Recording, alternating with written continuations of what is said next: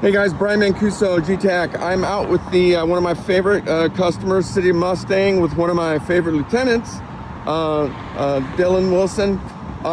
He's going to show us how he's using the Lidar gun and using the S510 as a router and how it can offload the video. So, Lieutenant Wilson, tell us a little bit about the what you're doing here with the Lidar and how it works.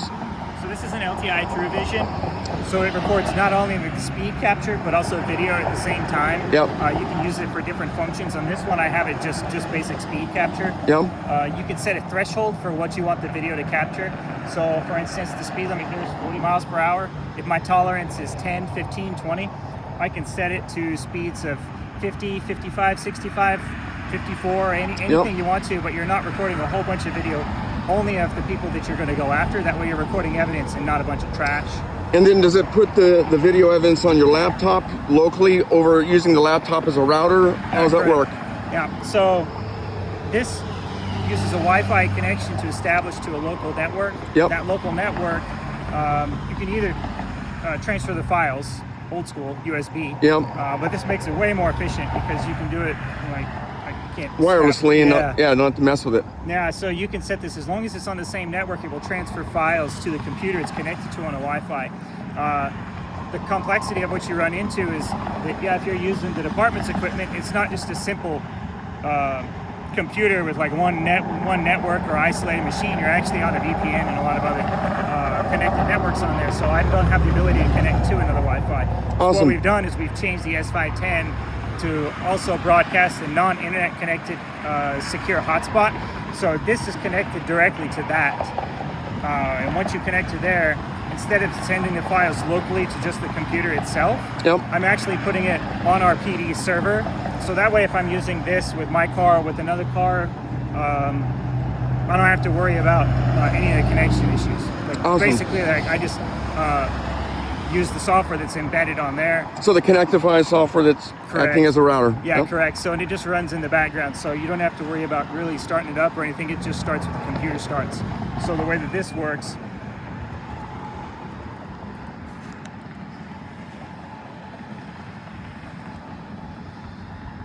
so once we get back closer to the car, it'll show me that I've got a connection with the hotspot. Yep. So right now, if I'm out over here and I'm taking speed measurements, once we get back to the car, it'll show a connection with the computer. Yep. And then the software that LTI uses for data collection on there, I don't need to like sit this in my lap or configure anything with here. Yep. I can literally just like capture speed, and I can set this in my duty bag. Yes. And then when I'm on the S510, if I've issued a ticket, or if I'm going back, or if I'm at the end of my shift, I don't have to go get this because it will stay on before it times out. Yep. All I have to do is open that software that's on there, and it will see this on the local network, and it will transfer the files over without actually having to go get this out of the bag. So you can awesome. actually like store this in a protective case in the car, and It's offloading while it's sitting there. Yeah, you don't have to like bring it really close to the computer or anything. Yep. As long as it's within the same area, Yep. it'll transfer everything over. Awesome. All right. You want to just, does it make a noise or how does it, when you aim it? Yep. It's not as loud as the other one. Yep. If we can get someone that actually want to like speed past me. So I've turned it down. So the actual capture speed right now is the speed limit. Yeah. So I should be able to capture like anything that comes by.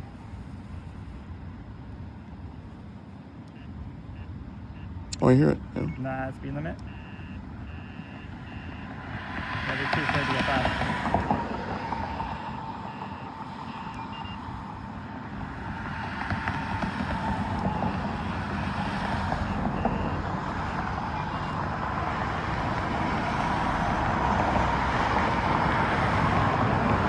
Yeah, no one's speeding today. Well, that's good.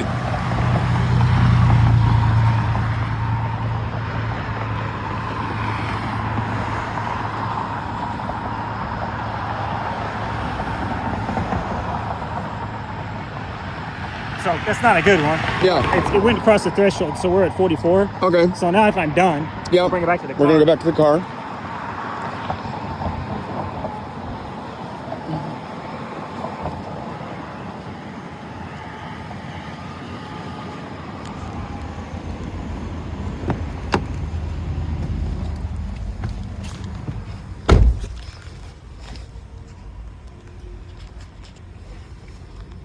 So the Connectify is on here. You can Yep. see that on the top of the screen here, it shows a computer monitor. Yep.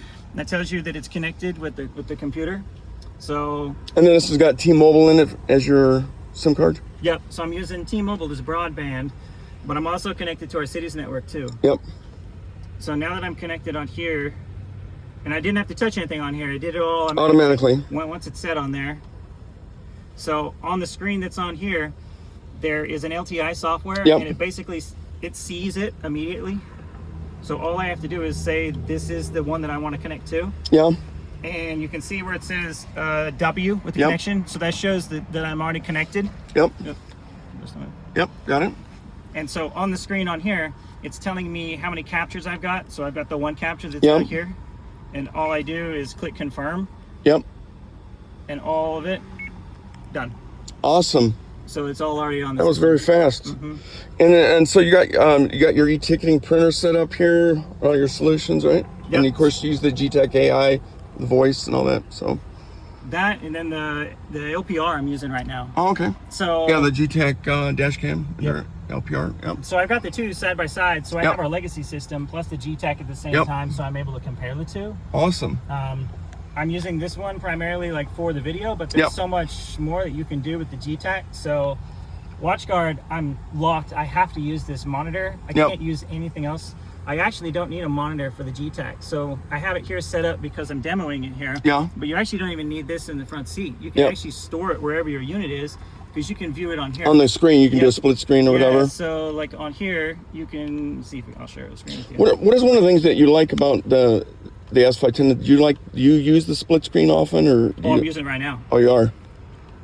Yeah, so So you have what, e-ticketing on one side or CAD on the other, or how do you typically use it? yeah, so on here, let me put CAD the way it was. Oh well, you can definitely change the size up. Yeah. Okay. So I don't know if you can really see it very well, but so I've got CAD up on this Yep. side, and I can see the GTAC camera that's doing functions in the background. Yep. So you can do complete split screen, Yep. but I'm really monopolizing that. I want more CAD on one window, so I have one larger than the other one, and Yep. so the overlap allows me the ability to be able to use CAD information here, but also see GTAC at the same time for the data information that comes from the LPR. Awesome. So I'm using that at the same time. So you see that at least the way that I have mine, because the officers here can set up their windows to look any way they want. For me as a traffic unit, I'm vehicles and people all day long. That's all I do. I'm not interested in like maps of where I'm at, or I don't deal with the same number of calls that they deal with. Awesome. So what I'm dealing with here is this information from GTAC goes into Central Square, and that's what I'm checking. So here's the vehicles that are right here, and it's actually like better than my eyesight. I've got glasses here, Yep. and the vehicles go by like so fast. Or if we have like 2-lane roads, but the turn lane here, or if you go to an intersection, you got 2 lanes, and then you also have 2 turn lanes. If you're in the far right hand side, and my preference is to be like several cars back, Yep. because every single car that pulls up all the way across all the lanes, this will catch the tag on there. So I don't have to go. I can kind of look from Oklahoma's tags that have different colors, Yeah. that are either for temporary use. The month is really hard to read because some of them have a 3-letter abbreviation, Yep. and the newer ones have 2 digits and 2 alpha characters for the county it was registered in, which makes it Yep. really hard to read. So you have to go by the color on the right side of the plate. So I can't really read the plate. I can just kind of see a color. So that's where this comes into play. So it's like I can see the last one. Yep. So I can see that the last one is maybe like a 3-5 or like some kind of alphanumeric, and that's all I need to catch on here, and I can copy this right into here and run the tag from that way. Awesome. Well, I really appreciate it. By the way, this is the cleanest police car I've ever been into. So try. thank you. You do awesome. Appreciate your support, and stay safe out there. Thanks again for sharing that. Awesome information. Thank you.